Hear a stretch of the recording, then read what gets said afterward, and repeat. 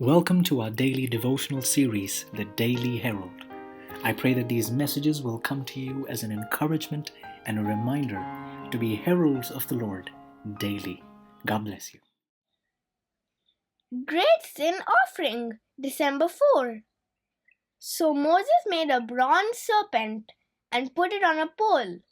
And so it was, if a serpent had bitten anyone, when he looked at the bronze serpent, he lived. Numbers 21:9. Moses was divinely commanded to make a serpent of brass resembling the living ones, and to elevate it among the people.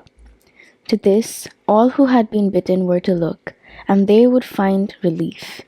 He did so, and the joyful news was sounded throughout the encampment that all who had been bitten might look upon the brazen serpent and live. Many had already died, and when Moses raised the serpent upon the pole, some would not believe that merely gazing upon that metallic image would heal them. These perished in their unbelief. Yet there were many who had faith in the provision which God had made. Fathers, mothers, brothers, and sisters were anxiously engaged in helping their suffering, dying friends to fix their languid eyes upon the serpent. If these, though faint and dying, could only once look, they were perfectly restored. The people well knew that there was no power in the serpent of brass to cause such a change in those who looked upon it. The healing virtue was from God alone. In His wisdom, He chose this way of displaying His power. By this simple means, the people were made to realize that this affliction had been brought upon them by their sins. They were also assured that while obeying God, they had no reason to fear, for He would persevere them. The lifting up of the brazen serpent was to teach Israel an important lesson. They could not save themselves from the fatal effect of the poison in their wounds. God alone was able to heal them. Yet, they were required to show their faith in the provision which He had made. They must look in order to live.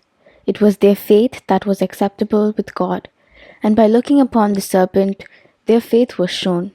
They knew that there was no virtue in the serpent itself, but it was a symbol of Christ, and the necessity of faith in His merits was thus presented in their minds. Heretofore, many had brought their offerings to God, and had felt that in so doing, they made ample atonement for their sins. They did not rely upon the Redeemer to come, of whom these offerings were only a type. The Lord would now teach them that their sacrifices in themselves had no power or virtue than the serpent of brass, but were like that to lead their minds to Christ, the great sin offering. Further reflection. Has God ever hidden a blessing for me in a seemingly odd command?